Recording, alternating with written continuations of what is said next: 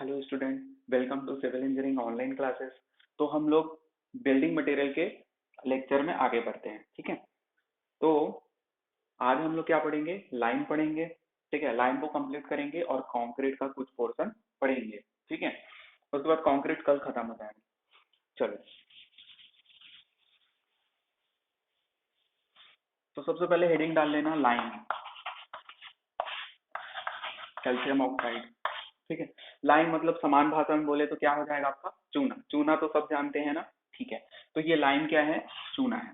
अब इसके बारे में पढ़ते हैं। देखो, सबसे पहले सीमेंट से अगर मैं कंपेयर करूं, ठीक है, तो सीमेंट क्या होता था? बाइंडिंग मटेरियल होता था। लाइम भी क्या होता है? एक बाइंडिंग मटेरियल होता है। ठीक है, लाइम भी क्या होता है? एक बाइंडिंग मटेरियल होता है। लेकिन अगर मैं सीमेंट से कंपेयर करूं तो सीमेंट ज्यादा अच्छा बाइंडिंग मटेरियल होता है एज कंपेयर टू लाइम। ठीक है, अब दूसरी बात करते हैं स्ट्रेंथ की। तो स्ट्रेंथ सीमेंट की भी बहुत अच्छी खासी होती है, लाइम की भी अच्छी होती है, लेकिन लाइम की क्या होती है? कम होती है एज कंपेयर टू सीमेंट। ठीक है, तो ये भी आपका क्या प्रोवाइड करता है? इसके पास भी आपका स्ट्रेंथ होता है। ठीक है, स्ट्रेंथ, ठीक है, स्ट्रेंथ प्रोवाइड करता है, लेकिन एज कंपेयर टू सीमेंट लो होता है। ठीक है, वैसी बाइंडिंग प्रॉपर्टी भी इसकी अच्छी होती है, लेकिन एज कंपेयर टू सीमेंट कम होता है। ठीक है, उसके बाद हम लोग बात करते हैं, किसकी बात करें?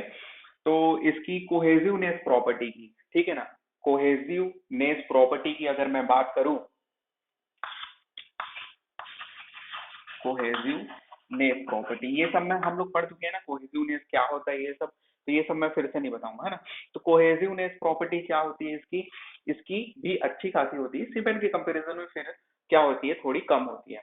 ठीक है, अब बात करते हैं हम लोग इनिशियल सेटिंग टाइम और फाइनल सेटिंग टाइम की। तो सीमेंट की इनिशियल सेटिंग टाइम और फाइनल सेटिंग टाइम कितनी होती थी? IST, FST.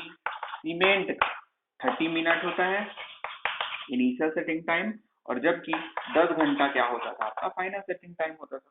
देखो, सीमेंट अगर आपको कोई पूछ रहा है ना, मतलब वो किसके बारे में पूछ रहा है? ओपीसी के बारे में पूछ रहा है, ऑर्डिनरी पोर्टलैंड सीमेंट के बारे में पूछ रहा है। ठीक है, तो जब तक आपको स्पेसिफाई नहीं है कि कौन से टाइप का सीमेंट है वो, तब तक आपको आंसर क्या लेना है? ओपीसी का ही आंसर लेना है। नहीं समझ में आया? एग्जाम में अगर आपको पूछ रहा है कि what is the initial setting time of cement, सिर्फ सीमेंट बोला है, सीमेंट का टाइप नहीं बताया, तो वो किसके बारे में पूछ रहा है? ओपीसी के बारे में पूछ रहा है, इतना याद रखना। ठीक है, तो हम लोग ओपीसी से कंपेयर करें या फिर सीमेंट से कंपेयर करें लाइम का इनिशियल सेटिंग टाइम, तो लाइम का इनिशियल सेटिंग टाइम कितना होता है? इसका 30 मिनट, और इसका हो जाएगा आपका 100 से 120 मिनट। ठीक है, 100 से 120 मिनट होता है। जबकि फाइनल सेटिंग टाइम की अगर हम लोग बात करें, तो फाइनल सेटिंग टाइम हमारा कितना होता है? ये होता है आपका 16 घंटा। ठीक है, यहाँ पर कोई कंफ्यूजन नहीं होना चाहिए, initial setting time, final setting time क्या होता है, ये सब हम लोग पढ़ चुके हैं। अगर नहीं पढ़ा है तो प्रीवियस लेक्चर में जाओ और पढ़ के यहाँ वापस आओ। ठीक है, आगे बढ़ते हैं। अब ये अपने को समझ में आ गया लाइन, थोड़ा बहुत। अब और समझने की कोशिश करते हैं। देखो, सबसे पहले समझते हैं कैल्सिनेशन क्या होता है। कैल्सिनेशन, कैल्सिनेशन मतलब होता है किसी भी चीज को हीट देना। ठीक है, हीट देना, टेम्परेचर देना, वही कैल्सिनेशन कहलाता है। अगर मैं कैल्शियम कार्बोनेट, ठीक है, कैल्शियम कार्बोनेट या फिर इसी को लाइमस्टोन बोलते हैं या फिर कैल्साइड भी बोलते हैं। ठीक है, तो लाइमस्टोन को अगर मैं 800 से 900 डिग्री सेल्सियस दूं, ठीक है, टेम्परेचर दो। कैल्सिनेशन प्रोसेस क्या है? टेम्परेचर देना। ठीक है, किसको टेम्परेचर दे रहा हूँ? लाइमस्टोन को टेम्परेचर दे रहा हूँ, तो मेरे को क्या मिल रहा है? कैल्शियम ऑक्साइड मिल रहा है। ठीक है, CaO प्लस क्या हो जाएगा आपका? CO2 इवोपरेट हो जाएगा, बाहर निकल जाएगा, कार्बन डाइऑक्साइड बाहर निकल गया। ठीक है, और आपके पास बचा क्या? Calcium oxide. इसी को ही हम लोग क्या बोल देते हैं? मतलब कैल्सिनेशन प्रोसेस किसका हो रहा है? लाइम स्टोन को या फिर कैल्साइट को, या फिर इसी को प्योर लाइम भी बोलते हैं। जब इसको मैं इसका कैल्सिनेशन प्रोसेस कर रहा हूं, तो मेरे को क्या मिल रहा है? क्विक लाइम मिल रहा है। इसी को मैं क्या बोल दिया? क्विक लाइम बोल दिया। क्विक लाइम कैसे मिला? समझ में आया? कैल्सिनेशन प्रोसेस ऑफ लाइमस्टोन से अपने को क्विक लाइम मिल रहा है। क्विक लाइम को ही हम लोग क्या बोलते हैं? कॉस्टिक लाइम भी बोलते हैं। क्या बोलते हैं? कॉस्टिक लाइम भी बोलते हैं। ठीक है, देखो, एक्चुअली में क्या होता है, ये भट्टी में गर्म करेंगे हम लोग, लाइमस्टोन को भट्टी में डालेंगे 800-900 डिग्री सेल्सियस। ठीक है, और भट्टी से निकलेगा तो अपने को ये मिल रहा है। तो ये जो होता है लंप के फॉर्म में होते हैं, मतलब गठान होते हैं उसमें। ठीक है, ये जो लाइम प्राप्त होता है वो क्या होते हैं, गठान पाए जाते हैं उसमें। ठीक है ना, तो गांठ पाए जाने के कारण ही उसको लंप लाइम भी बोलते हैं। ठीक है, लंप लाइम भी बोलते हैं। आया समझ में? जब मैं प्योर लाइम को गर्म किया तो मेरे को क्विक लाइम मिला, या फिर इसी को कॉस्टिक लाइम भी बोलते हैं, या फिर इसी को लंप लाइम भी बोलते हैं। यहां तक आ गया समझ में? क्विक लाइम क्या होता है समझ में आ गया ना? कोई बहुत बड़ा चीज नहीं है क्विक लाइम। ठीक है, चलो आगे बढ़ते हैं।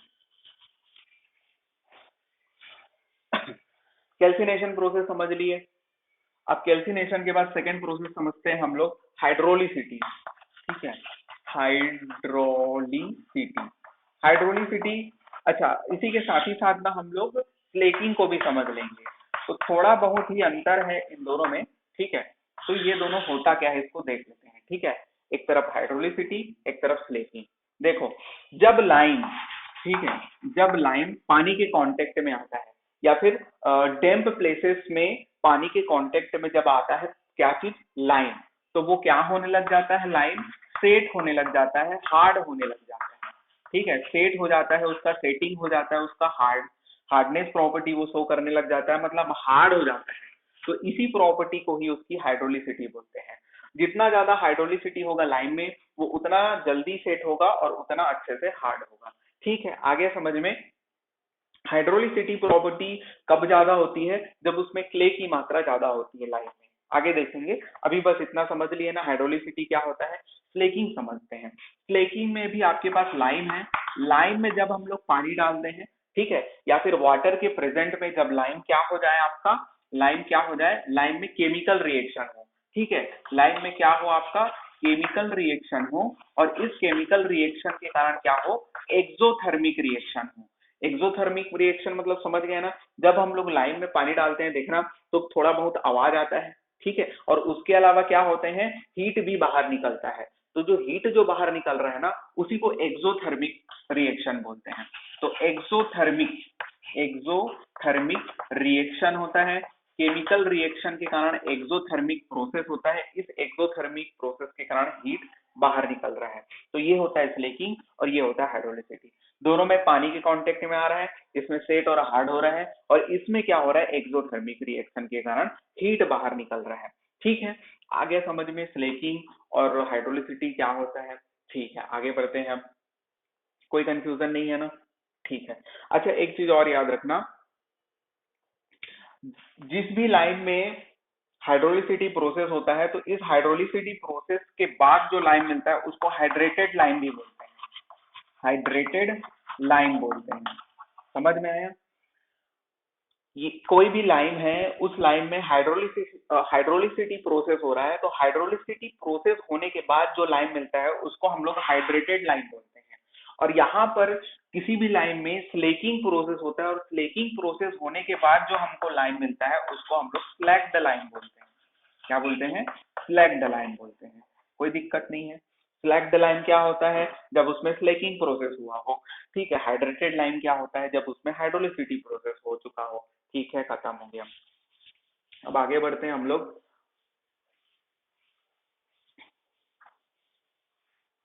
डोलोमाइट, देखो यहाँ पर डोलोमाइट के बारे में भी थोड़ा याद रख लेना, इसका केमिकल फॉर्मूला याद रख लेना, कैल्शियम मैग्नीशियम कार्बोनेट। ठीक है, इसका डायरेक्ट आपको केमिकल फॉर्मूला याद होना चाहिए, कैल्शियम मैग्नीशियम कार्बोनेट। एक्चुअली में जो डोलोमाइट होता है वो कैल्शियम कार्बोनेट, ठीक है, और प्लस मैग्नीशियम कार्बोनेट से मिलके बनता है। दोनों की 50-50% क्या होती है, क्वांटिटी होती है। दोनों 50-50% उपस्थित होते हैं डोलोमाइट में। ठीक है, तो कैल्शियम कार्बोनेट मैग्नीशियम कार्बोनेट दोनों मिलके बनते हैं आपके कैल्शियम मैग्नीशियम कार्बोनेट, और यही आपका डोलोमाइट है। ठीक है, इतना याद हो गया। ये कैल्शियम कार्बोनेट को ही हम लोग लाइमस्टोन बोलते हैं, कैल्साइड बोलते हैं, यही आपका प्योर लाइम भी होता है। इसी के कैल्सिनेशन प्रोसेस से क्या बन रहा था, आपका क्विक लाइम बन रहा था। ठीक, आगे बढ़ते हैं। अब पढ़ते हैं टाइप्स, लाइम के टाइप्स। तीन प्रकार के बेसिकली हम लाइम पढ़ेंगे। ठीक है, तो पहला लाइम मैं बोल दूंगा फैट लाइम। ठीक है, पहला लाइन क्या बोल दूंगा, फैट लाइन बोल दूंगा। दूसरा लाइन जो है मैं उसको बोल दूंगा हाइड्रोलिक लाइन, हाइड्रोलिक लाइन बोल दूंगा। और तीसरा जो लाइन है उसको हम बोल देंगे पुअर लाइन, पुअर लाइन या फिर उसको लीन लाइन भी बोलते हैं। ठीक है, पुअर लाइन या फिर लीन लाइन। एक एक करके पढ़ते हैं। फेट लाइन के बारे में पढ़ते हैं। फेट लाइन की अगर मैं बात करूं तो इसी को रिच लाइन भी बोलते हैं, प्योर लाइन भी बोलते हैं। ठीक है, तो पहले तो मैं नाम लिख दूं, इसी को हम लोग क्या बोलते हैं, रिच लाइन भी बोलते हैं। और उसके अलावा क्या होता है, जो कैल्साइट होता है ना, कैल्शियम कार्बोनेट, वही है ये फेट लाइन है। ठीक है, रिच लाइन बोलते हैं, प्योर लाइन भी इसको बोलते हैं, बहुत सारे नाम है। ठीक है, अब देखते हैं, अगर मैं फेट लाइन की बात करूं तो इसमें इम्प्यूरिटी बहुत कम मात्रा में होती है और कैल्शियम ऑक्साइड की मात्रा बहुत ज्यादा होती है। ठीक है, कैल्शियम ऑक्साइड की मात्रा इसमें जो होती है ग्रेटर देन 95% होता है। जबकि जो इम्प्यूरिटी है, इम्प्यूरिटी मतलब समझ रहे हो, इम्प्यूरिटी मतलब कुछ नहीं, क्ले की मात्रा। ठीक है, क्ले को ही हम लोग इम्प्यूरिटी बोलेंगे इसमें लाइन में। ठीक है, क्ले और पढ़ेंगे, इम्प्यूरिटी और बहुत सारे प्रकार की होती है, मतलब क्ले जो है मेन इम्प्यूरिटी होता है किसमें, लाइन में। उसके अलावा आपका मैग्नीशियम कार्बोनेट, आयरन के कंपाउंड्स और बहुत सारे इम्प्यूरिटी है जो हम लोग बाद में देखेंगे। अभी बस इतना याद रखना, इम्प्यूरिटी जो होती है वो लेस देन 5% होती है, किसमें, फैट लाइन में। आगे समझ में। उसके बाद देखते हैं, ये जो फैट लाइन होता है ना, इसका कलर जो होता है व्हाइट कलर का होता है। कौन से कलर का होता है, व्हाइट कलर का होता है। स्ट्रेंथ जो होता है वो अच्छा होता है, लेकिन इससे अच्छा नहीं होता है। तो स्ट्रेंथ में क्या बोल दूंगा यहाँ पर, स्ट्रेंथ तो लेस ही लिख देते हैं। ठीक है, स्ट्रेंथ लेस होता है, इसका स्ट्रेंथ अच्छा खासा होता है। तो ये व्हाइट कलर का होता है, तो इसका यूज हम लोग कहाँ पर करते हैं, इसका यूज हम लोग कर सकते हैं ऑर्नामेंटल वर्क, मतलब कि डेकोरेशन वर्क में, व्हाइट वॉशिंग में इसका यूज किया जाता है। ठीक है, व्हाइट वॉशिंग में इसका यूज किया जाता है, या फिर मैं बोल दूं डेकोरेशन वर्क में इसका यूज किया जाता है। ठीक है, ऑर्नामेंटल वर्क, डेकोरेशन वर्क में इसका यूज किया जाता है। इतना समझ में आ गया। अब यहाँ बढ़ते हैं हम लोग, हाइड्रोलिक लाइन की अगर मैं बात करूं, हाइड्रोलिक लाइन जो होता है उसमें कैल्शियम ऑक्साइड की मात्रा जो होती है ग्रेटर देन 70% होती है, जबकि इम्प्यूरिटी जो होता है, इम्प्यूरिटी लेस देन 30% होती है। ठीक है, आगे समझ में। ये जो होता है ये भी मतलब थोड़ा येलोइश व्हाइट कलर का होता है। ठीक है, इसकी स्ट्रेंथ तो हम लोग बात कर लिए, स्ट्रेंथ अच्छी खासी होती है, इसलिए इसका यूज हम लोग कहाँ पर करते हैं, मोटार बनाने में करते हैं। ठीक है, मोटार बनाने में करते हैं। और एक चीज याद रखना, हाइड्रोलिसिटी प्रॉपर्टी हम लोग पढ़े थे, मतलब वो क्या होता था, पानी के कांटेक्ट में आने से सेट और हार्ड हो जाता था। ये वही हाइड्रोलिक लाइन है जो कि पानी के कांटेक्ट में आने पे सेट हो जाता है और हार्ड हो जाता है, इसलिए इसका यूज हम लोग अंडर वाटर कंस्ट्रक्शन में भी करते हैं। ठीक है, अंडर वाटर कंस्ट्रक्शन में किया जाता है इसका यूज, मोटार बनाने में, अंडर वाटर कंस्ट्रक्शन में इसका यूज किया जाता है। ठीक है, पानी के कांटेक्ट में आने पे सेट और हार्ड हो जाता है। समझ में आ गया। पुअर लाइन की बात करते हैं। अगर मैं पुअर लाइन की बात करूं तो इसमें कैल्शियम ऑक्साइड की जो मात्रा होती है वो और कम होती है, लेस देन 70% होती है। जबकि इम्प्यूरिटी की मात्रा क्या होती है, तो इम्प्यूरिटी की मात्रा ग्रेटर देन 30% होती है। एकदम आसान सा चीज है। इसमें 95% से ज्यादा होता था, 5% से कम इम्प्यूरिटी। इसमें 70% से ज्यादा कैल्शियम ऑक्साइड, लेकिन इम्प्यूरिटी 30% से कम, इसमें 30% से ज्यादा इम्प्यूरिटी। ठीक है, जितना ज्यादा इम्प्यूरिटी होगा, ठीक है, वो क्या होगा, उतना ही क्वालिटी उसका लो होगा। लेकिन यहाँ पर कंफ्यूज मत होना, इसमें भले ही इम्प्यूरिटी सबसे कम है लेकिन इसकी स्ट्रेंथ भी कम है, याद रखना। हाइड्रोलिक लाइन के कंपैरिजन में स्ट्रेंथ इसकी कम है, इसकी ज्यादा है, और इसकी सबसे कम स्ट्रेंथ होती है। ठीक है, और ये हो गया आपका पुअर लाइन। ठीक है, एक चीज और बताना था, देखो इसमें इम्प्यूरिटी सबसे ज्यादा, मतलब क्ले की मात्रा सबसे ज्यादा। मैं बोला था इम्प्यूरिटी, मेन इम्प्यूरिटी क्ले होती है, उसके अलावा बहुत सारी इम्प्यूरिटी होती है। तो क्ले की मात्रा जब ज्यादा होगी ना, क्ले की मात्रा जब ज्यादा होगी तो याद रखना उसकी हाइड्रोलिसिटी भी ज्यादा होगी। जिसमें क्ले की मात्रा ज्यादा, उसमें हाइड्रोलिसिटी भी ज्यादा होगा। ठीक है, हाइड्रोलिसिटी भी ज्यादा होगा, और जब हाइड्रोलिसिटी ज्यादा होगा तो हम लोग जानते हैं कि क्या होगा, सेटिंग ज्यादा होगा, ठीक है ना। सेट अच्छे से होगा तो सेटिंग ज्यादा होगा, लेकिन याद रखना स्लेकिंग कम होगा। आगे समझ में, स्लेकिंग क्या होगा, कम होगा। स्लेकिंग भी पढ़ चुके हैं ना क्या होता है, तो स्लेकिंग क्या हो जाएगा, कम हो जाएगा। हाइड्रोलिसिटी ज्यादा हो जाएगा, सेटिंग ज्यादा। देखो, क्ले ज्यादा तो हाइड्रोलिसिटी ज्यादा, सेटिंग ज्यादा लेकिन स्लेकिंग कम। यहाँ पर मैं क्या बोल सकता हूँ, यहाँ पर भी हाइड्रोलिसिटी ठीक ठाक है, ठीक है, लेकिन यहाँ पर हाइड्रोलिसिटी सबसे कम होगा। क्ले की मात्रा सबसे कम है तो हाइड्रोलिसिटी क्या होगा, सबसे कम हो जाएगा। यहाँ पर सेटिंग भी कम होगा, लेकिन यहाँ स्लेकिंग ज्यादा होगा। मतलब कि जो फेट लाइम की होती है वो स्लेकिंग सबसे ज्यादा होती है, पुअर लाइम की क्या होती है, सेटिंग सबसे ज्यादा होती है। ये याद रखना, लिख लेना, ठीक है। और उसके अलावा यहाँ पर हाइड्रोलिक लाइम जो होता है 3 प्रकार के होते हैं, ठीक है। हाइड्रोलिक लाइम के प्रकार मैं बता दे रहा हूँ, बाकी ये दोनों खत्म हो चुका है। हाइड्रोलिक लाइम के प्रकार हम लोग देख लेते हैं, ठीक है।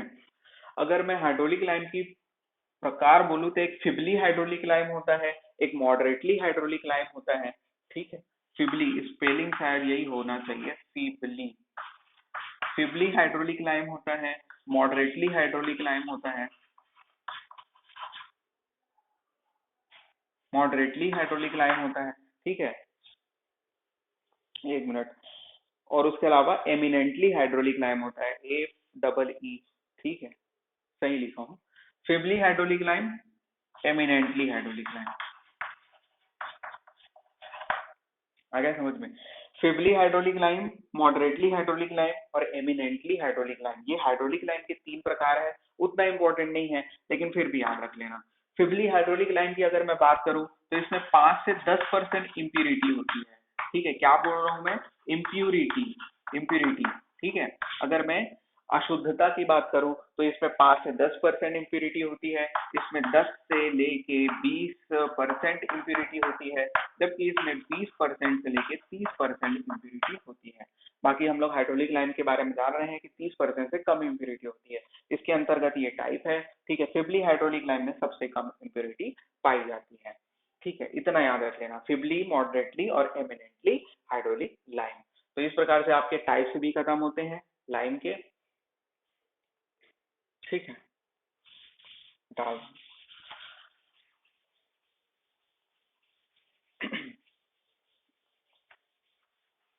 इसके बाद हम लोग देखते हैं एक और टाइप है। एक्चुअली में लाइम का क्लासिफिकेशन आईएस कोड के हिसाब से अगर मैं करूं, classification of classification of lime according to IS 712, क्या बोल रहा हूं मैं, आईएस 712 के अकॉर्डिंग अगर मैं क्लासिफाई करूं तो कुछ नहीं, 6 प्रकार के लाइम होते हैं, ठीक है। एकदम simple, class A lime, class B lime, ठीक है, वैसी class C lime, D lime, E lime और एफ लाइम, इतना सिंपल, ठीक है। तो बस याद रखना, अगर आपको पूछ दिया कि classification of lime according to IS 712 कितना होता है, तो 6 होता है, ठीक है, ABCD E। अब उसके बाद इम्प्यूरिटी बच गया है ना, लास्ट टॉपिक लाइन में आपका बच गया है, वो है आपका इम्प्यूरिटी इन लाइन, इम्प्यूरिटी। अगर मैं लाइन में इम्प्यूरिटीज की बात करूं तो आपका मैग्नीशियम कार्बोनेट हो जाएगा, ठीक है, मैग्नीशियम कार्बोनेट इम्प्यूरिटी है। अगर मैं इस मैग्नीशियम कार्बोनेट की बात करूं तो जब तक ये 5% है, ठीक है ना, अप टू 5%, तो फिर ज्यादा दिक्कत वाली बात नहीं है लाइन में। अप टू 5% होने पे ये क्या हो जाता है, आपका स्ट्रेंथ भी अच्छा खासा प्रोवाइड कर देता है। लाइन में क्या करता है, ये स्ट्रेंथ प्रोवाइड करता है, याद रखना। और उसके अलावा ये एक्सीलेंट हाइड्रोलिक प्रॉपर्टी भी प्रोवाइड करता है, मतलब हाइड्रोलिक प्रॉपर्टी या हाइड्रोलिसिटी भी प्रोवाइड करता है। और हम लोग जानते हैं जब हाइड्रोलिसिटी प्रोवाइड करेगा मतलब ज्यादा होगा, तो इसके कारण क्या होगा, आपका सेटिंग भी ज्यादा होगा। और क्या चीज कम होने वाला है, स्लेकिंग क्या हो जाएगा, आपका कम हो जाएगा। पढ़ चुके हैं ना, सेटिंग ज्यादा होगा और स्लेकिंग कम होगा, किसके कारण, मैग्नीशियम कार्बोनेट के प्रेजेंस के कारण। जब तक 5% प्रेजेंट है, स्ट्रेंथ प्रोवाइड करेगा, हाइड्रोलिसिटी प्रॉपर्टी प्रोवाइड करेगा, सेटिंग ज्यादा होगा और स्लेकिंग कम होगा, ठीक है। तो ये तो हो गया पहली इम्प्यूरिटी। उसके बाद दूसरी इम्प्यूरिटी क्या हो जाएगी आपके पास, क्ले हो जाएगी जो हम पहले ही पढ़ चुके हैं। तीसरी इम्प्योरिटी क्या हो जाएगी, आयरन के कंपाउंड्स हो जाएंगे, मतलब कंपाउंड्स ऑफ आयरन लिख लो, आयरन कंपाउंड्स या फिर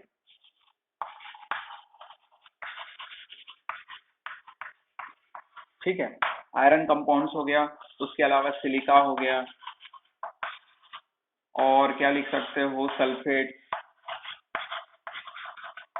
सल्फेट, और क्या लिख सकते हो, एल्केलीज। तो ये सब क्या है, इम्प्योरिटीज इन लाइम है।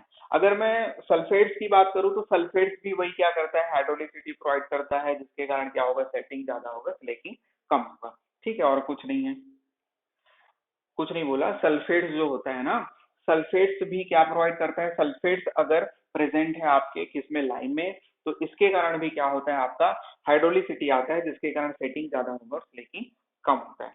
ठीक है, बाकी कुछ नहीं रखना है, अंदर में याद कुछ नहीं रखना, नाम याद रख लेना बस। Magnesium carbonate, clay, iron compound, silica, sulphates and alkalis. तो इस प्रकार से आपका लाइम कंप्लीट होता है। अच्छा, एक चीज और याद रख लेना अगर रखना चाहो तो, हम लोग तीन प्रकार के लाइम पढ़े हुए हैं। ठीक है, फेट लाइम पढ़े हुए हैं, हाइड्रोलिक लाइम पढ़े हुए हैं, और तीसरा कौन सा लाइम पढ़े हुए हैं, पुअर लाइम। पुअर लाइम को ही लीन लाइम भी बोलते हैं, बोला लीन। ठीक है ना।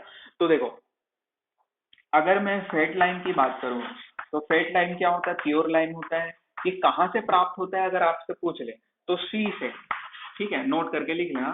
सी शेल मतलब समझ रहे हो ना, सिप्पी समुद्र में जो रहता है ना, जिससे मोती भी मिलता है यहाँ तक। ठीक है, वही है और कुछ नहीं। तो सी शेल से अपने को क्या मिलता है, फेट लाइम प्राप्त होता है। लेकिन अगर मैं बात करूं हाइड्रोलिक लाइम की, ठीक है, हाइड्रोलिक लाइम,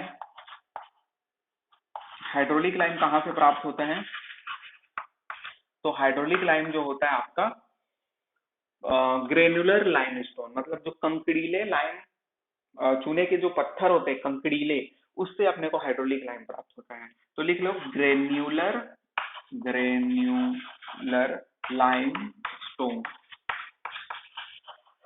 ठीक है, तो कंकड़ीले लाइमस्टोन से हमको क्या प्राप्त होते हैं, हाइड्रोलिक लाइम, और पुअर लाइम भी इसी से प्राप्त हो जाता है। ठीक है, फेट लाइम, प्योर लाइम या फिर रिच लाइम सी शेल से प्राप्त होता है। ठीक है, बाकी और कुछ तो नहीं बच रहा है, आगे बढ़ते हैं। कंक्रीट अगला हेडिंग डाल लेना, लाइम के बाद कंक्रीट। ठीक है, कंक्रीट को अच्छे से पढ़ना क्योंकि इंपॉर्टेंट भी है। अगर मैं कंक्रीट की बात करूं तो कंक्रीट क्या होता है सब जानते हैं ना। ठीक है, क्या होता है, देखो, cement plus fine aggregate plus coarse aggregate plus water, ठीक है, और प्लस अगर एडमिक्सचर मिला रहे हो तो एडमिक्सचर। ठीक है, इन सभी के मिश्रण को ही हम लोग क्या बोल देते हैं, कंक्रीट बोल देते हैं। आगे समझ में एकदम simple, cement, fine aggregate, coarse aggregate, water और एडमिक्सचर। ठीक है, अगर मैं सीमेंट की बात करूं तो सीमेंट क्या काम करता है कंक्रीट में, बाइंडिंग, तो ये बाइंडिंग मटेरियल है। ठीक है, गोंद है आम भाषा में बोले तो। ठीक है, बाइंडिंग मटेरियल है ये। अगर मैं फाइन एग्रीगेट की बात करूं तो जनरली हम लोग सैंड यूज करते हैं, इसका काम क्या होता है, तो वर्केबिलिटी प्रोवाइड करता है। ठीक है, वर्केबिलिटी क्या होता है अगर बोलोगे, तो वर्केबिलिटी हम लोग नहीं पढ़े हैं ना, वर्केबिलिटी बताऊंगा आगे। उसके बाद फिर ये आपका कोर्स एग्रीगेट है, ये भी आपका वर्केबिलिटी प्रोवाइड करता है, वर्केबिलिटी, और उसके अलावा स्ट्रेंथ भी प्रोवाइड करता है, वर्केबिलिटी एंड स्ट्रेंथ प्रोवाइड करता है। ठीक है, अगर मैं पानी की, अब पानी की क्या बात करूं, ठीक है, वो तो पानी जो है वो तो जरूरत पड़ेगा ही। ठीक है, किस लिए, लुब्रिकेशन के लिए।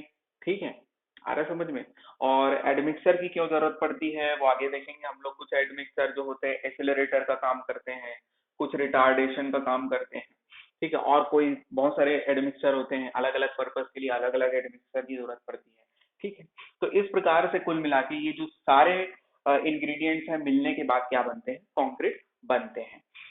ठीक है, तो कंक्रीट भी दो प्रकार के हो सकते हैं।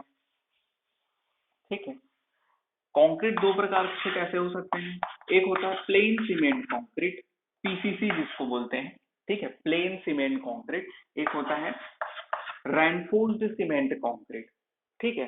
प्लेन सीमेंट कंक्रीट वो है जहां पर हम लोग सिर्फ कंक्रीट का यूज करके कोई स्ट्रक्चर बना रहे हैं, सिर्फ कंक्रीट, प्योर कंक्रीट। आरसीसी उसको बोलते हैं जिसमें कंक्रीट के साथ छड़ भी मिला रहे हैं, मतलब छड़ मतलब समझ रहे हो ना, आयरन के रॉड जो होते हैं, स्टील रॉड जो होते हैं, वो रॉड भी है और साथ में कंक्रीट भी है, तो उसको हम लोग आरसीसी बोलते हैं। कोई दिक्कत नहीं है। आरसीसी भी दो प्रकार का हो सकता है, ठीक है, आरसीसी भी दो प्रकार का हो सकता है। एक होता है आपका इन सीटू, ठीक है, या फिर पीसीसी भी दो प्रकार का हो सकता है, ऐसा कुछ नहीं है। तो वो इन सीटू और एक्स सीटू, इन सीटू या फिर एक्स सीटू। इन सीटू को ही हम लोग कास्ट इन सीटू भी बोलते हैं, कास्ट इन सीटू, और इसी को हम लोग प्री कास्ट भी बोलते हैं, प्री कास्ट। और इसका मतलब मेरे ख्याल से पता ही होगा। इन सीटू मतलब कि जहां पर आपका साइट है, जहां कंस्ट्रक्शन वर्क चल रहा है, वहीं पर कंक्रीट को बनाना और वहीं पर यूज करना। लेकिन एक्स सीटू क्या होता है, जब बहुत बड़े स्ट्रक्चर बन रहे होते हैं ना, जब बहुत बल्क मात्रा में कंक्रीट की जरूरत पड़ती है बहुत बड़े स्ट्रक्चर के लिए, तो ये फैक्ट्री से क्या होता है, कंक्रीट बन के आता है हमारे साइट में, ठीक है। मतलब वहां साइट पे ही कंक्रीट ना बन के दूसरे जगह से कंक्रीट बन के आ रहा है हमारे साइट में, तो वो एक्सीटू हो गया। या फिर प्रीकास्ट, प्रीकास्ट मतलब पहले से बना हुआ कंक्रीट जिसको वहीं पर नहीं बनाया जा रहा है, बस और कुछ नहीं है, ठीक है।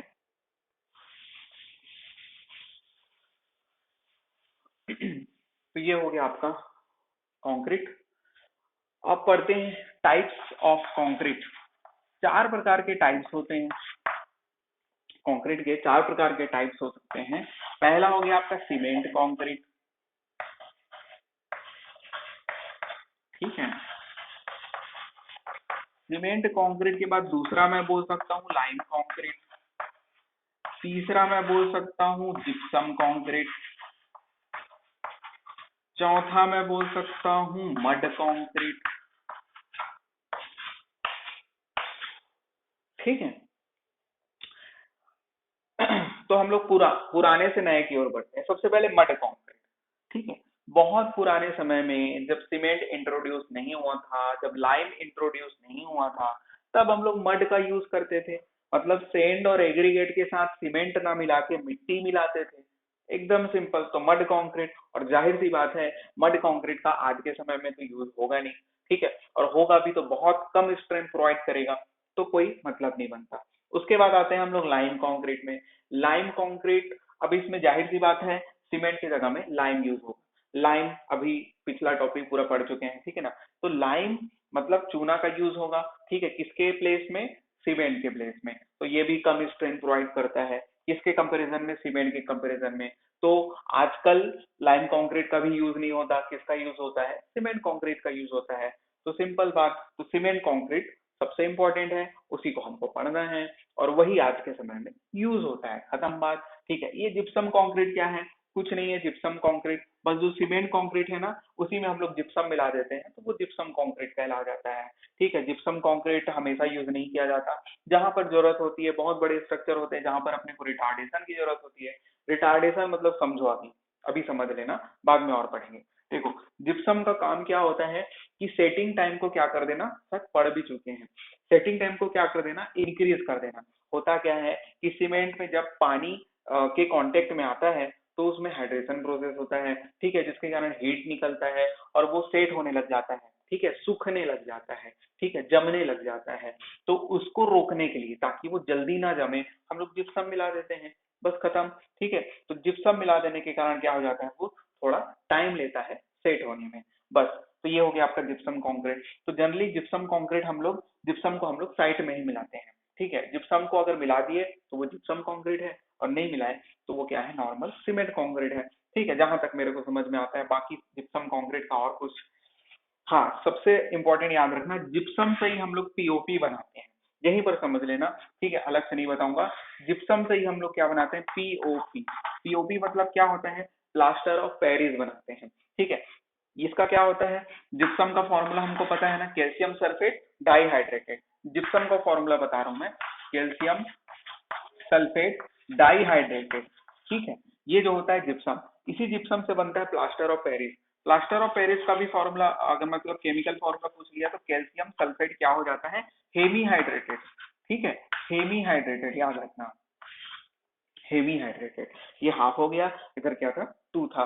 तो ये प्लास्टर ऑफ पेरिस, देखो अब यहाँ पर ना एकदम कंसेप्ट क्लियर करके चलना। कई लोग प्लास्टर ऑफ पेरिस पुट्टी को समझ लेते हैं, वो अलग चीज है। देखो यहीं पर मैं बता देता हूँ, एक होता है, सुने होंगे पुट्टी, ठीक है, पुट्टी को ही हम लोग क्या बोलते हैं, व्हाइट सीमेंट भी बोलते हैं।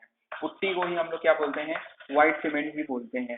ठीक है, दोनों का काम अलग है, दोनों का नाम अलग है, दोनों एक दूसरे से अलग है, दोनों की स्ट्रेंथ अलग है, दोनों सेम नहीं है, बिल्कुल याद रखना है इसको। देखो अगर मैं पुट्टी की बात करूं तो वो व्हाइट सीमेंट होता है, ठीक है, लाइम से बनता है, सीमेंट की भी मात्रा होती है। ठीक है, ये जो पुट्टी होता है इसका यूज हम लोग कैसे करते हैं, जब दीवार में प्लास्टरिंग कर लिए, प्लास्टरिंग करने के बाद फिर क्या करते हैं हम लोग, यही पुट्टी को, पुट्टी की हेल्प से व्हाइट वॉशिंग करते हैं। समझ में आ रहा है ना, व्हाइट वॉशिंग, पुट्टी करना उसको बोलते हैं ना दीवार को। क्यों करते हैं, ये पेंट के लिए, ये क्या प्रोवाइड करता है, बेस प्रोवाइड करता है। ठीक है, पेंट के लिए बेस प्रोवाइड करता है, याद रखना, ये जो पुट्टी का काम होता है पेंट के लिए बेस प्रोवाइड करने का होता है, सबसे इंपॉर्टेंट काम होता है इसका। ठीक है, इसकी स्ट्रेंथ अच्छी होती है, इसको कभी यूज नहीं कर सकते पुट्टी के प्लेस में, याद रखना, इसकी स्ट्रेंथ कम होती है और वो पेंट को भी अच्छे से पकड़ के नहीं रख पाएगा। तो ये होता है पुट्टी, व्हाइट वॉशिंग इसके हेल्प से किया जाता है। तो ये पीओपी क्या होता है, प्लास्टर ऑफ पेरिस क्या होता है, इसका यूज डेकोरेशन वर्क में किया जाता है। देखना, जिसके यहाँ फॉल सीलिंग वगैरह नहीं होता तो ये पीओपी के हेल्प से ही क्या करता है, अपने छत को सजा लेता है।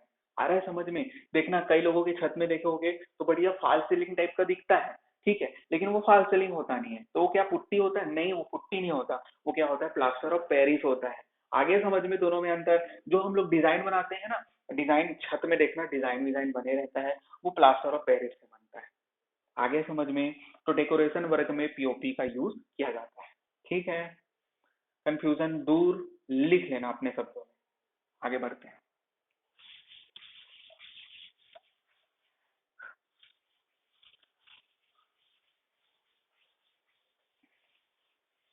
अब क्या पढ़ेंगे, ग्रेड ऑफ कंक्रीट। ठीक है, टाइप्स खत्म हो गया, ग्रेड ऑफ कंक्रीट।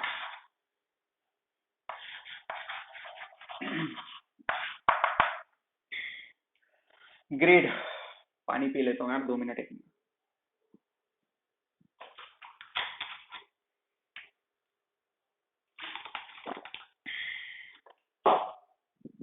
देखो ग्रेड की अगर मैं बात करूं तो सुने होंगे M5, M10, बीच में M7.5 भी लिख लो, M10, ऐसा करके हम लोग आगे बढ़ते जा रहे हैं, M15, M20, M100 तक जा सकते हैं।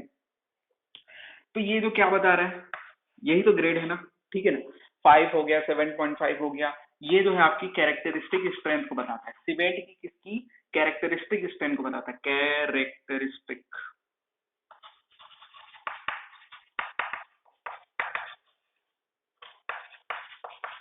कैरेक्टरिस्टिक स्ट्रेंथ ऑफ सीमेंट को शो करता है, ये जो होता है। ठीक है, जो नंबर होते हैं वो कैरेक्टरिस्टिक स्ट्रेंथ को शो करता है। ये कैरेक्टरिस्टिक स्ट्रेंथ क्या होता है, कैरेक्टरिस्टिक स्ट्रेंथ होता है इस कंक्रीट की 28 दिन में गेन करने का स्ट्रेंथ। ठीक है, मतलब ये जो कंक्रीट है जो M5 ग्रेड शो कर रहा है, वो 28 दिन बाद कितना स्ट्रेंथ गेन कर लेगा, 28 दिन बाद 5 न्यूटन पर mm² का स्ट्रेंथ गेन कर लेगा, या फिर 5 मेगा पास्कल का स्ट्रेंथ क्या कर लेगा, गेन कर लेगा। ठीक है, ये कंक्रीट ऐसा कंक्रीट है जो 28 दिन में इतना स्ट्रेंथ गेन कर ले रहा है, और यही उसकी स्ट्रेंथ ऑफ कंक्रीट होती है, मतलब लगभग इतना ही स्ट्रेंथ गेन कर पाता है इस ग्रेड का कंक्रीट। ठीक है, मैक्सिमम स्ट्रेंथ उसकी इतनी ही होती है। ठीक है, और वो कितने दिन में गेन कर लेता है, 28 दिन में गेन कर लेता है, वही उसकी कैरेक्टरिस्टिक स्ट्रेंथ है। मेरे ख्याल से समझ में आ गया होगा। ठीक है, अगर मैं इस ग्रेड की कंक्रीट की बात करूं, इस ग्रेड की कंक्रीट की बात करूं, तो मतलब ये ऐसा कंक्रीट है जो कि 28 दिन में अपने फुल स्ट्रेंथ में आ जाएगा, और जो कि कितना होगा, 10 मेगा पास्कल के बराबर होगा। खत्म। अब ये एम क्या डिनोट करता है देखते हैं, एम मिक्सचर है। ठीक है, ठीक है, एम क्या है, मिक्स है, अब मिक्सचर है। ठीक है, मिक्सिंग जो है वो भी दो प्रकार का होता है, मिक्सचर जो है वो भी दो प्रकार का होता है। ठीक है, एक होता है नॉमिनल मिक्स होता है, नॉमिनल मिक्स होता है, मिक्स मिक्स प्रपोर्शन को भी शो करता है, ऐसा भी बोल सकते हैं। एम जो है नॉमिनल मिक्स होता है, और दूसरा जो होता है डिजाइन मिक्स होता है। मिक्स दो प्रकार के होते हैं, एक होता है नॉमिनल मिक्स और दूसरा जो होता है डिजाइन मिक्स होता है। इसको समझते हैं। अगर मैं नॉमिनल मिक्स की बात करूं,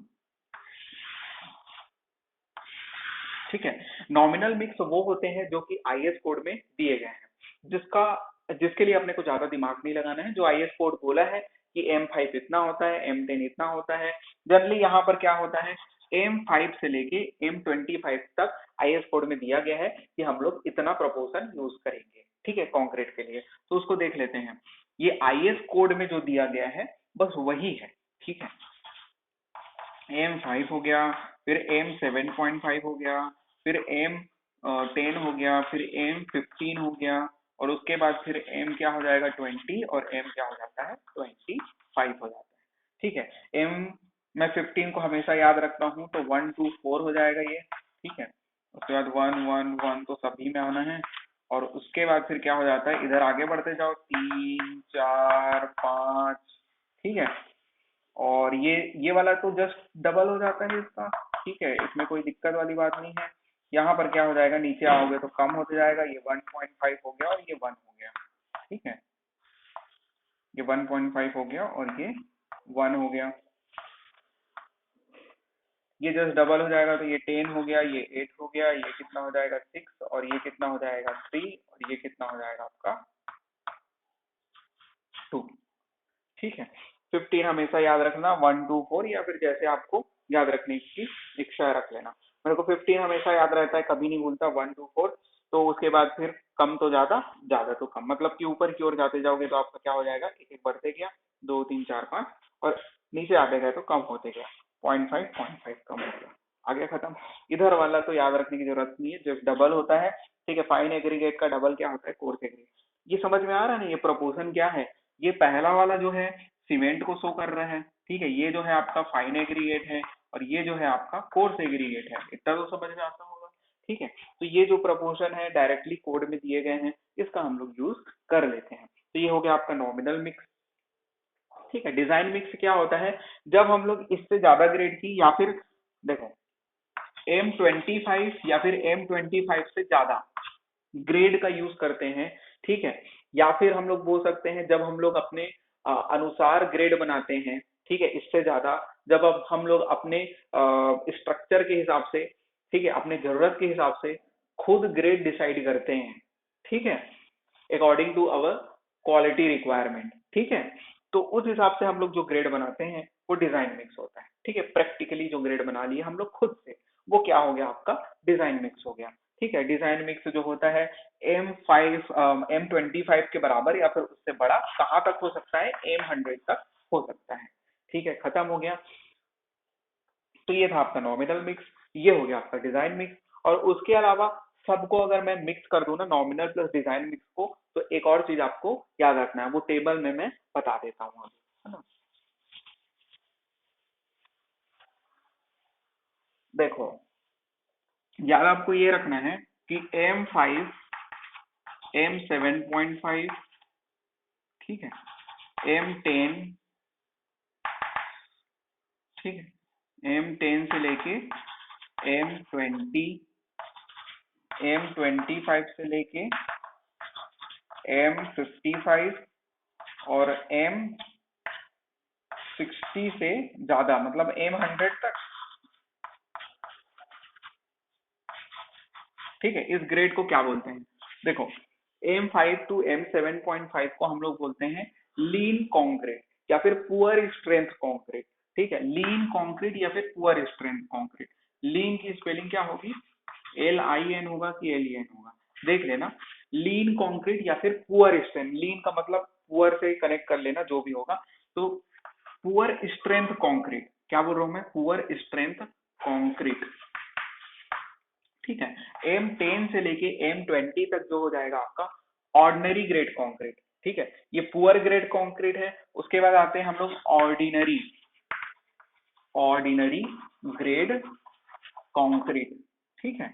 उसके बाद M25 से M55 तक स्टैंडर्ड ग्रेड कंक्रीट, क्या हो जाएगा आपका स्टैंडर्ड ग्रेड कंक्रीट, और M60 से 100 तक हम लोग क्या बोल देंगे high strength concrete, high strength concrete. ठीक है, ये पुअर स्ट्रेंथ कंक्रीट या फिर पुअर ग्रेड कंक्रीट, लीन कंक्रीट, फिर ऑर्डिनरी ग्रेड, फिर स्टैंडर्ड ग्रेड, और उसके बाद फिर हाई स्ट्रेंथ कंक्रीट हो जाएगा। समझ में आ गया इतना? ये हो गया आपका ग्रेड ऑफ कंक्रीट। एक नोट करके लिख लेना इसके बाद।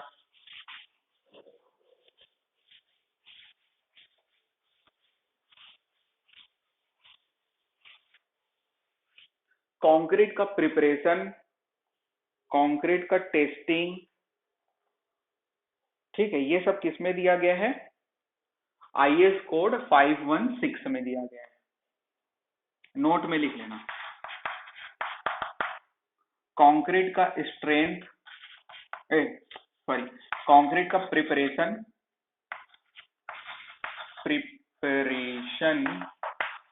कंक्रीट का टेस्ट, कंक्रीट का क्यूरिंग, ये सब कौन से IS कोड में देखने को मिलेगा? तो IS कोड 516, ये नोट में लिख लेना। ठीक है, खत्म हो गया। अब नेक्स्ट टॉपिक डालना, classification of concrete on the basis of density, bulk density. Classification of concrete on the basis of bulk density, bulk, ठीक, on the basis of bulk density। देखते हैं, चार प्रकार से हम लोग बांट सकते हैं बल्क डेंसिटी के हिसाब से। पहला हो गया आपका एक्स्ट्रा लाइट वेट, ठीक है ना, एक्स्ट्रा लाइट वेट, ये वेट है ना, वेट का शॉर्ट फॉर्म लिख रहा हूँ, weight, extra light weight concrete. ठीक है, उसके बाद फिर क्या हो जाएगा, light weight concrete, light weight concrete. उसके बाद मीडियम वेट कंक्रीट, मीडियम, और मीडियम के बाद फिर heavy weight concrete. Bulk density देख लेते हैं, इसका लेस देन कितना हो जाएगा, 500 kg पर मीटर क्यूब। यूनिट को याद रखना, kg पर मीटर क्यूब बल्क डेंसिटी।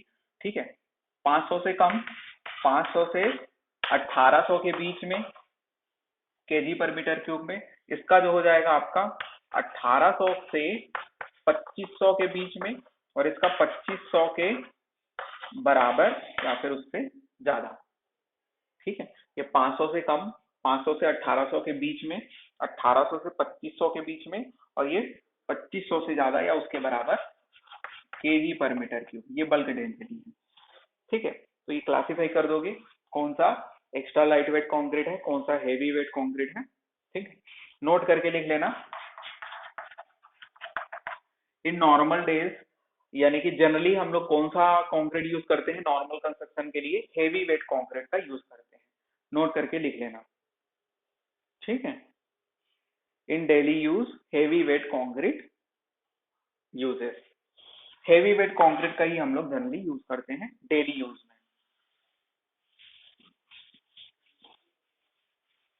ठीक है, अब आपका मैन्युफैक्चरिंग प्रोसेस देखते हैं कंक्रीट का। गला सूख जा रहा है। देखिए, मैन्युफैक्चरिंग प्रोसेस बहुत आसान है, पहले मैं बोल देता हूँ फिर जल्दी से बोलूंगा, एकदम समरी छोटा सा।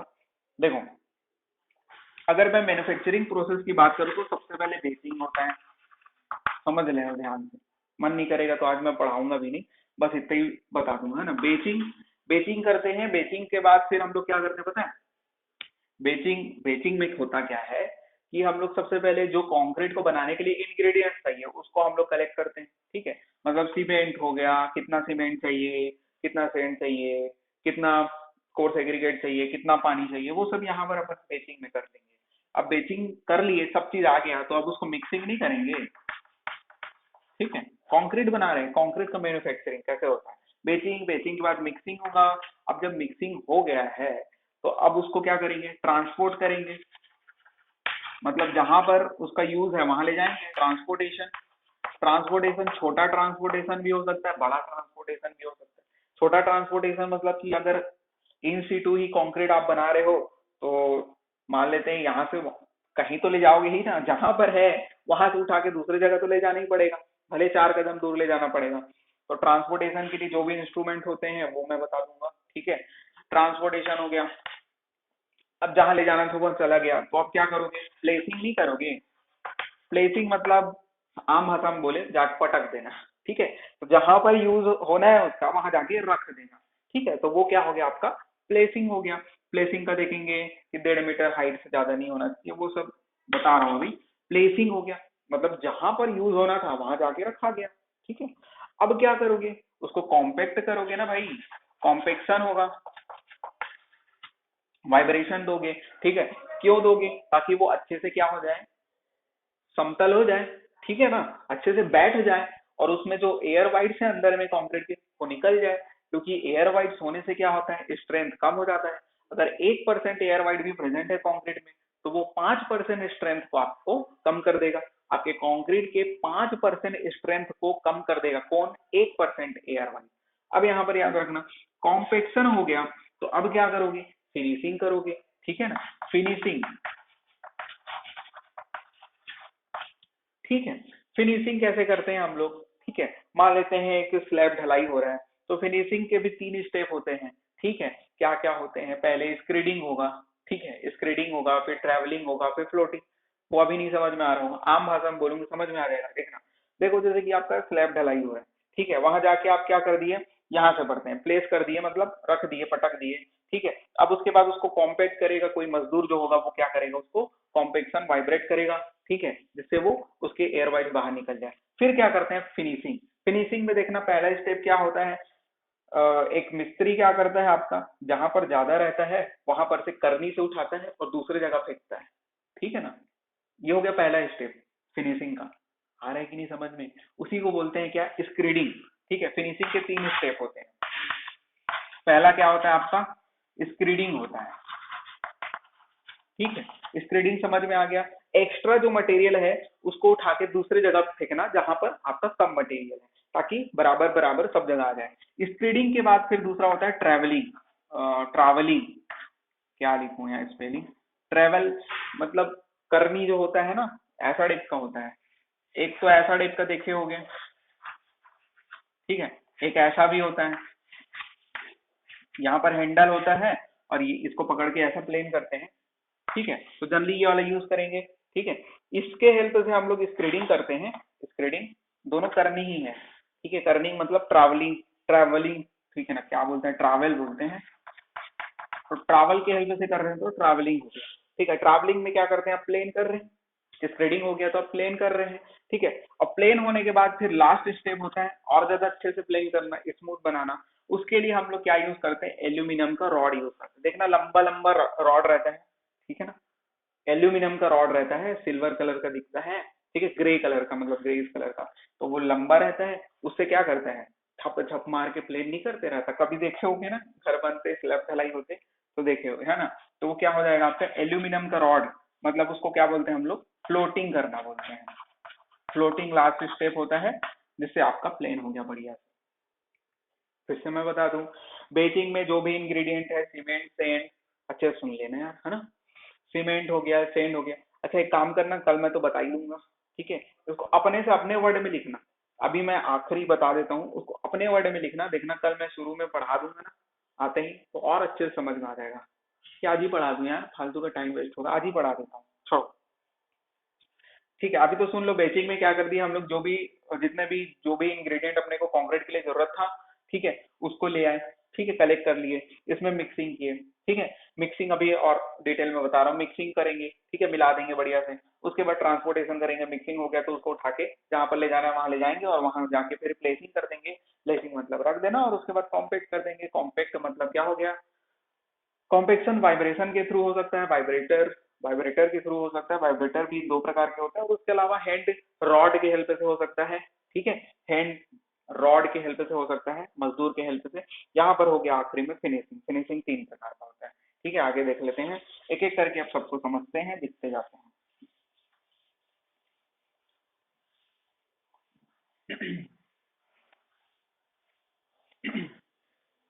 एक मिनट टाइम देख लेते हैं। चलो 10 मिनट बाकी है, 1 घंटा होने में, तो पढ़ ही लेते हैं।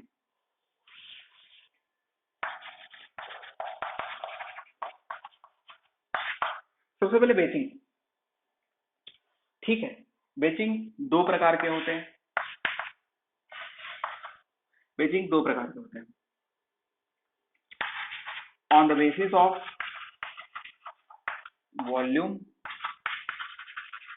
On the basis of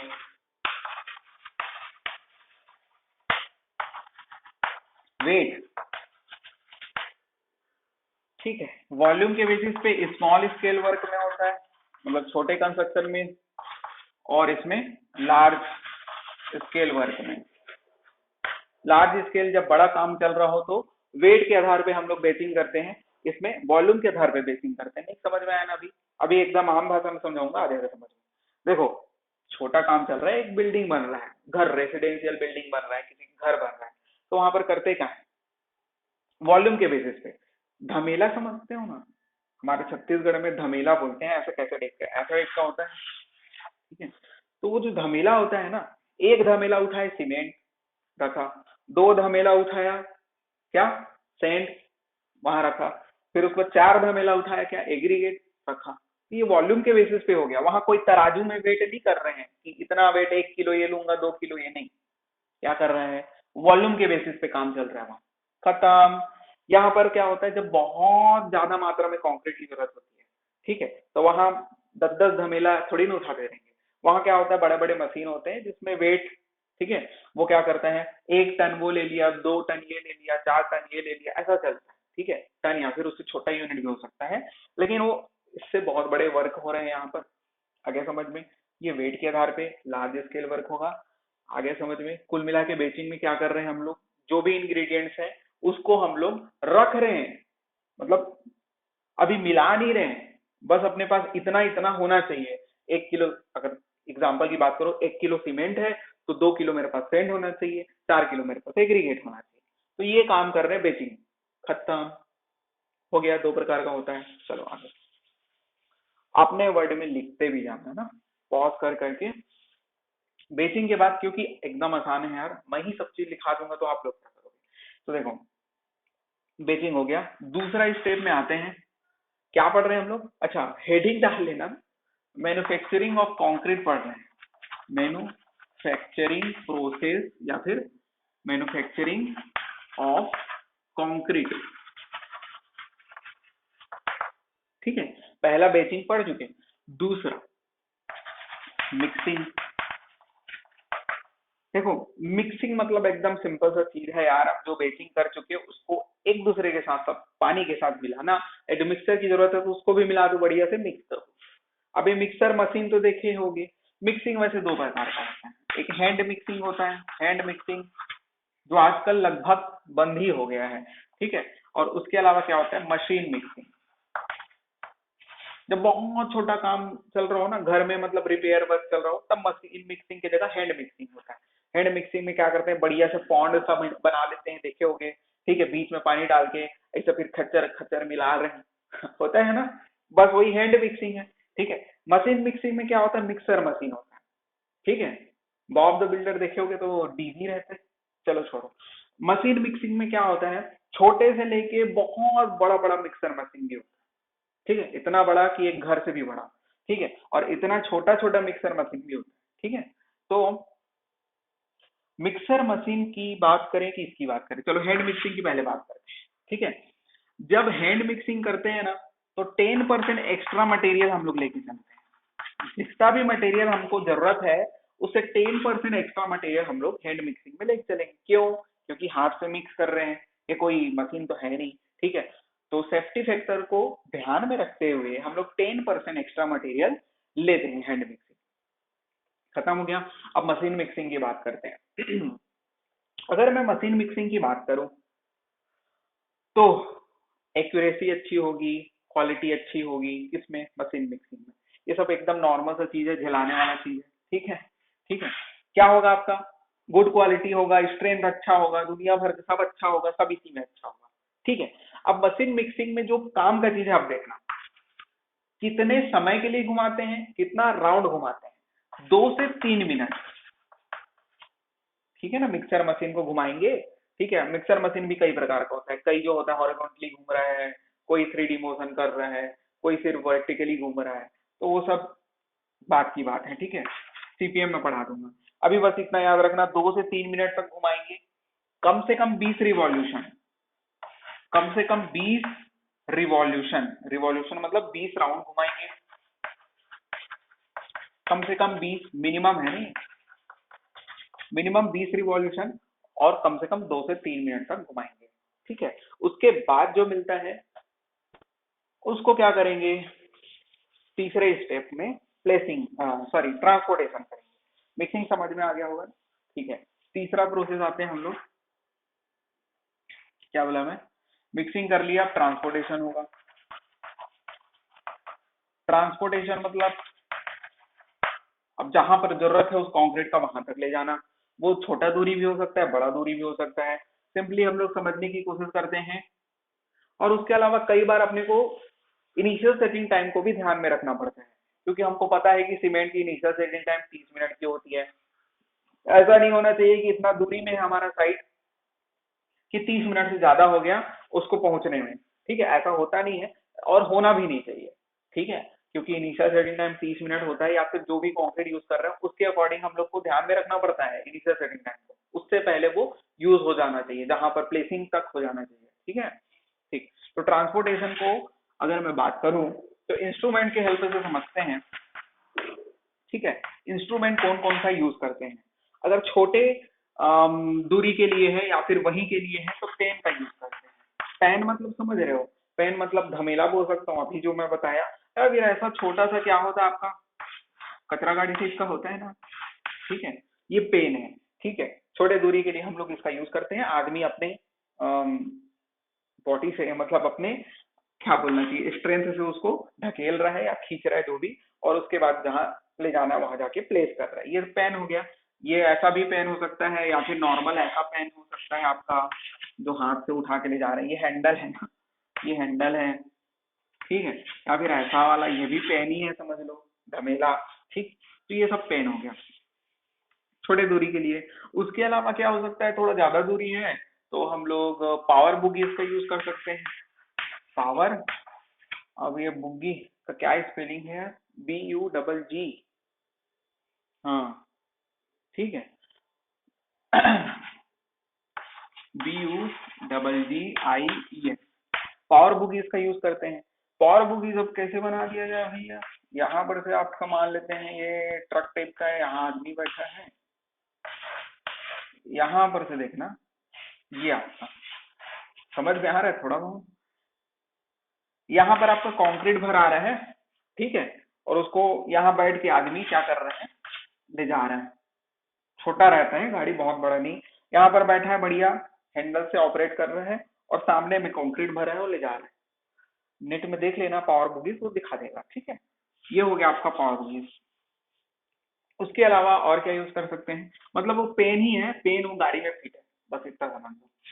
power बुगीज के बाद फिर एलिवेटर, एकदम नॉर्मल चीज है, एलिवेटर तो सब देखे ही होंगे, ठीक है। ये एलिवेटर भी छोटे से बहुत बड़े बड़े एलिवेटर भी होते हैं, छोटे एलिवेटर, अरे ऐसा एलिवेटर रहता है, यहाँ पर मिक्सर मशीन चलते रहता है, यहाँ पेन फिट होता है, ठीक है, ये ऊपर नीचे करता है, ठीक है, ये ऊपर जाता है और जाके प्लेस कर देता है, ठीक है ना, एलिवेटर समझ गए ना।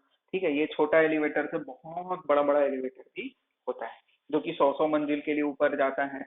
100 100 मंजिल नहीं तो कम से कम थोड़ा बहुत कम कर लेना, लेकिन होता है बड़ा बड़ा, ठीक है। और उसके अलावा कहाँ पहुंच गए हम लोग, एलिवेटर हो गया, उसके बाद फ्यूटे पाइप का भी यूज करते हैं,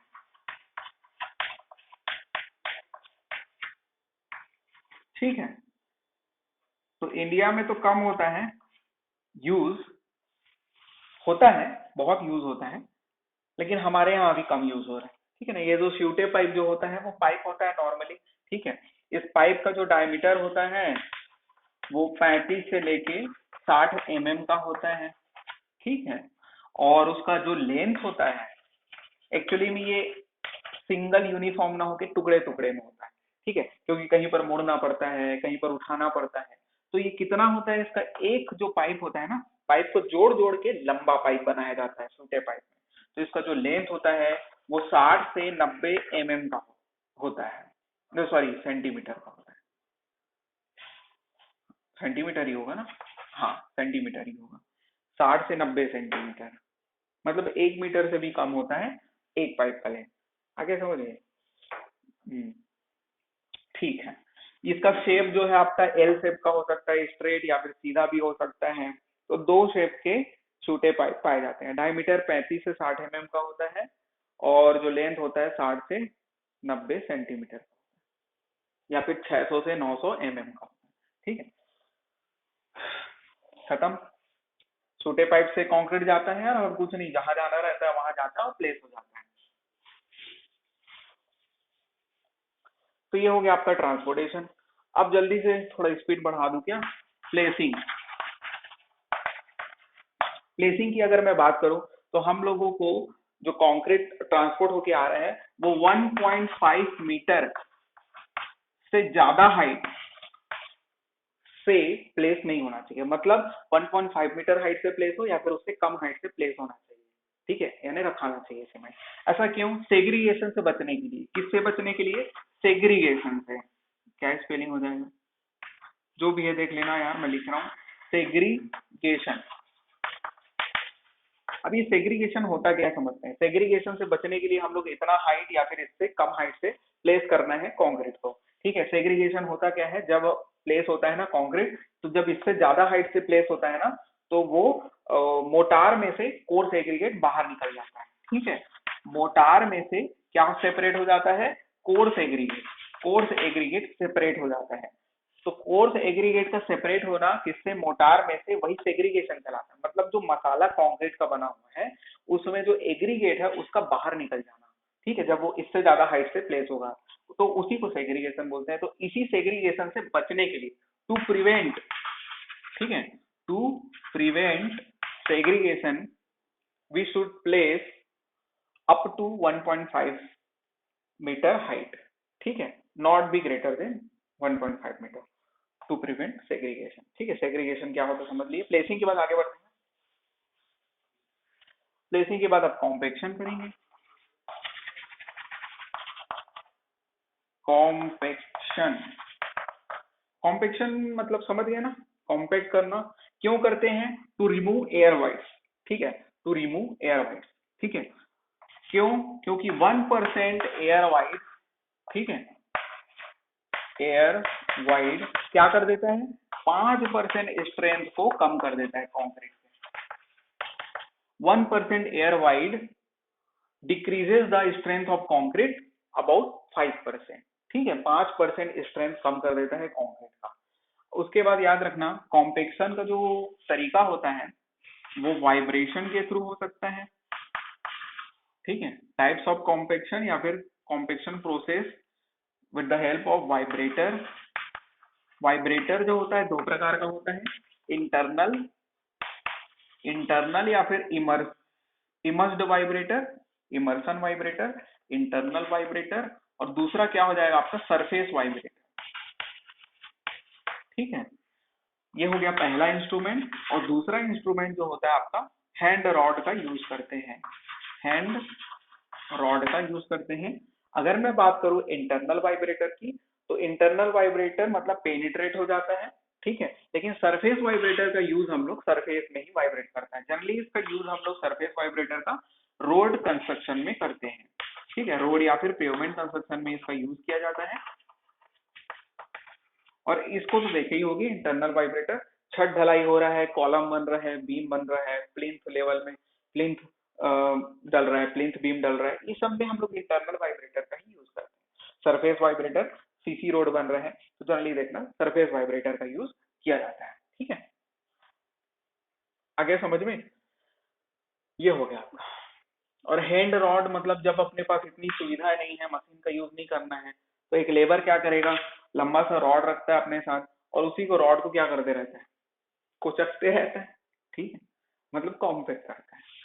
आगे समझ गए। अब उसके बाद फिर क्या करते हैं, अब क्या बन गया, अच्छा कॉम्पेक्शन के बाद आगे बढ़ना है ना, कॉम्पेक्शन भी हो गया। अब उसके बाद क्या करेंगे हम, फिनिशिंग करेंगे ना।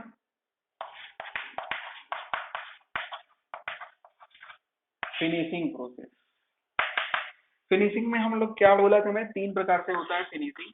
पहला स्टेप जो होता है आपका, क्या होता है बताया था, जिसमें हम लोग क्या करते हैं, तो वो क्या बोलते हैं, स्क्रीडिंग करते हैं ना, स्क्रीडिंग। दिमाग भी काम करना बंद कर रहे हैं। स्क्रीडिंग, स्क्रीडिंग के बाद फिर क्या करते हैं, ट्रैवलिंग। वो वाला ट्रैवलिंग नहीं है ना, ये डब्लू है यहाँ पर। और उसके बाद फिर क्या करते हैं, ट्रैवलिंग में कर दिया तो फ्लोटिंग करते हैं।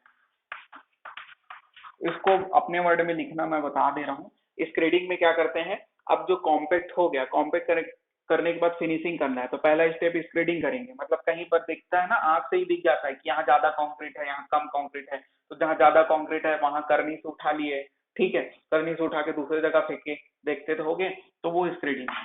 उसके बाद ट्रैवलिंग में क्या करते हैं हम लोग, अपने पास क्या होता है, करनी होता है, ऐसा फ्लैट वाला करनी, ठीक है, यहाँ पर हैंडल होता है, उससे हम लोग क्या करते हैं, छप छप करके बढ़िया प्लेन करते हैं ना, प्लेन। तो वो ट्रैवलिंग है, travelling, planning the surface with the help of travel, ठीक है। फ्लोटिंग में क्या करते हैं, अपने पास एल्यूमिनियम रॉड होता है, एल्यूमिनियम का रॉड होता है, इस रॉड के हेल्प से फिर फाइनल फिनिशिंग करते हैं या फिर फाइनली प्लेन करते हैं, ठीक है। बढ़िया से प्लेन होता है, इसके बाद ही खत्म हो गया फ्लोटिंग। आगे फिनिशिंग हो गया। फिनिशिंग के बाद फिर लास्ट प्रोसेस क्या होगा, क्यूरिंग। पहले सुन लेना, क्यूरिंग में क्या करते हैं, पहले तो बढ़िया फिनिशिंग तक अपना काम हो गया, फिर सब लेबर लोग घर चल दिए, 1 दिन तक सूखने दिए, ठीक है। 1 दिन जब सूख गया, फिर दूसरे दिन आए और पानी दिए, टराई की, बस वही क्यूरिंग, ठीक है। क्यूरिंग जो होता है 24 घंटे के बाद क्यूरिंग किया जाता है। क्यूरिंग जनरली कम से कम 7 दिन तक किया जाता है, ठीक है ना, जो कि कभी नहीं होता है, लेकिन किया जाता है, ठीक है। तो 7 दिन तक क्यूरिंग करने से होता क्या है, कि अगर 7 दिन तक क्यूरिंग अगर मैं करूंगा, तो जो मेरा स्ट्रक्चर है उसकी स्ट्रेंथ 50% इंक्रीज हो जाती है, 50% इंक्रीज हो जाती है, स्ट्रेंथ जो है 50% इंक्रीज हो जाती है, ठीक है, 7 दिन क्यूरिंग के बाद। और अगर 28 डे का क्यूरिंग अगर कर रहे हो, जो कि इम्पॉसिबल है, 28 डे क्यूरिंग में आपका स्ट्रेंथ डबल हो जाता है, याद रखना, 2 टाइम्स हो जाता है। अरे समझ में। तो जितना ज्यादा से ज्यादा हो सके क्यूरिंग करना, क्यूरिंग के लिए बचना नहीं है जरूरी। चलो आगे बढ़ते हैं। तो 28 डे क्यूरिंग में 2 टाइम्स हो जाता है। आगे देखते हैं क्यूरिंग कितने प्रकार का हो सकता है। क्यूरिंग का कई सारा तरीका है, ठीक है, क्यूरिंग का कई सारा तरीका है। पहला तो हो गया पॉन्ड। पॉन्ड क्यूरिंग तो देखे होगे, जब रोड बनता है या फिर छत ढलाई होता है या कुछ भी होता है, तो वहाँ पॉन्ड बना देते हैं बढ़िया सीमेंट से, और जो बाद में निकल भी जाता है, ठीक है, तो उसको क्या कर देते हैं, पानी से भर देते हैं, तो वो पॉन्ड क्यूरिंग हो गया। दूसरा देखते हैं कंपाउंड क्यूरिंग। कंपाउंड क्यूरिंग की अगर मैं बात करूं, तो केमिकल कंपोजिशन का यूज किया जाता है। इसमें किसका यूज किया जाता है, केमिकल कंपाउंड का यूज किया जाता है, ठीक है। ये केमिकल कंपोजिशन या फिर केमिकल कंपाउंड क्या कर देता है, पानी को जल्दी से इवोपरेट नहीं होने देता। अरे समझ में, एक बार पानी जो डाल दिए उसको इवोपरेट नहीं होने देता, तो जिसके कारण क्यूरिंग हो जाएगा ना, पानी को इवोपरेट नहीं होने देगा। तो ये केमिकल कंपाउंड का यूज करते हैं कंपाउंड क्यूरिंग में, ठीक है। आगे होता है स्प्रिंकलर क्यूरिंग। स्प्रिंकलर, अब स्प्रिंकलर खेती देखे होंगे ना, स्प्रिंकलर सिंचाई बस वही है, बढ़िया सा वो मशीन फिट होता है, वो गोल गोल घूमते रहता है, क्यूरिंग करते रहता है। स्प्रिंकलर, पानी भी कम यूज होता है और क्यूरिंग का समय भी बढ़ जाता है। तो स्प्रिंकलर क्यूरिंग हो गया ये। स्प्रिंकलर के बाद हम लोग जूट बैग क्यूरिंग का यूज करते हैं। जूट बैग, जूट बैग को ही हम लोग क्या बोलते हैं, वेट हेजन क्यूरिंग भी बोलते हैं, वेट हेजन, ठीक है। वेट हेसन या जूट बैग मतलब, देखना, सीसी रोड बनता है ना, तो सीसी रोड बनने के बाद फिर बोरी बिछा देते हैं, ठीक है, और बोरी को क्या कर देते हैं, मॉइस्ट कर देते हैं, पानी डाल देते हैं, जिससे वो मॉइस्चर देर तक बने रहता है। बस वो बोरी वाला जो क्यूरिंग है ना, वो जूट बैग क्यूरिंग है, ठीक है। आगे हम लोग पढ़ते हैं स्टीम क्यूरिंग। स्टीम क्यूरिंग हर जगह पॉसिबल तो नहीं है, ठीक है, लेकिन जैसे कि आपका क्या बोल दूं मैं, स्लीपर जो रेलवे स्लीपर बनता है वो जनरली उसमें स्टीम क्यूरिंग होता है। स्टीम क्यूरिंग मतलब समझ गए ना, भाप, उसको क्या कर देते हैं, एयर टाइट कर देते हैं और उसमें क्या कर देते हैं कि मतलब स्टीम देते हैं, भाप देते हैं, ठीक है। तो स्टीम क्यूरिंग हो गया आपका। अब ये स्टीम क्यूरिंग क्या बहुत अच्छा होता है, देखो स्टीम क्यूरिंग के दो चीज होंगे, स्टीम क्यूरिंग से दो चीज होंगे, दोनों को याद रखना है हमको, पूछता भी है। पहला चीज तो ये होगा, क्यूरिंग के टाइम को कम कर देगा, मतलब 7 दिन क्यूरिंग करने में लग रहा है 50% स्ट्रेंथ, मतलब कहने का ये है कि 7 दिन क्यूरिंग कर रहे हैं तो 50% स्ट्रेंथ गेन कर रहा है, ठीक है।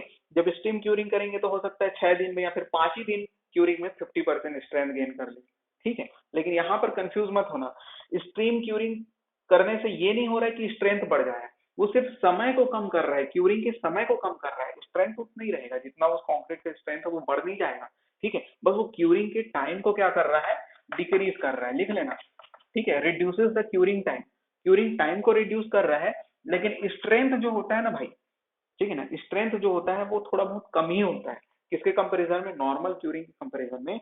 स्टीम क्यूरिंग में जो स्ट्रेंथ, अपने को फाइनल स्ट्रेंथ की बात कर रहा हूं मैं ना, ठीक है, जो फाइनल स्ट्रेंथ होता है वो थोड़ा बहुत कम ही हो सकता है, ज्यादा होगा ऐसा नहीं है, ठीक है ना, थोड़ा बहुत कम ही होता है स्टीम क्यूरिंग से, क्योंकि कुछ होता होगा, ठीक है, उसको डिटेल में पढ़ने की जरूरत नहीं है, तो उससे स्ट्रेंथ अपने को थोड़ा सा रिड्यूस हो जाता है हमारे कॉन्क्रीट की, ठीक है। मतलब जो फाइनल स्ट्रेंथ है थोड़ा बहुत माइनर, एकदम ऐसा नहीं कि स्ट्रेंथ बहुत कम मिलेगा, बस यही था स्टीम क्यूरिंग।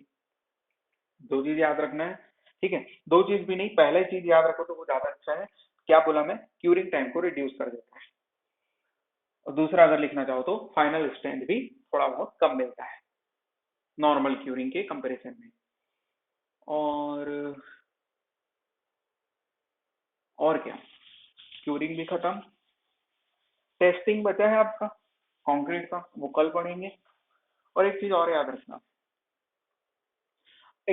रखना, नोट करके लिख लेना, क्यूरिंग में नोट करके लिखूंगा, जो अपन क्यूरिंग प्रोसेस कर रहे हैं उसमें जो वाटर रहता है, वाटर से ही करेंगे क्यूरिंग, तो वाटर का जो टेम्परेचर होना चाहिए 27 डिग्री सेल्सियस के आसपास होना चाहिए, ठीक है, ±2-3 डिग्री सेल्सियस हो सकता है, ठीक है। और उसके अलावा जो ह्यूमिडिटी है, ठीक है, ह्यूमिडिटी वो 100% होना चाहिए, ठीक है, 100% ह्यूमिडिटी की जरूरत पड़ती है क्यूरिंग प्रोसेस में, ठीक है। इतना दो चीज लिख लेना, और बाकी आज का क्लास खत्म हो गया, मिलते हैं नेक्स्ट लेक्चर में, तो थैंक यू आज के लिए।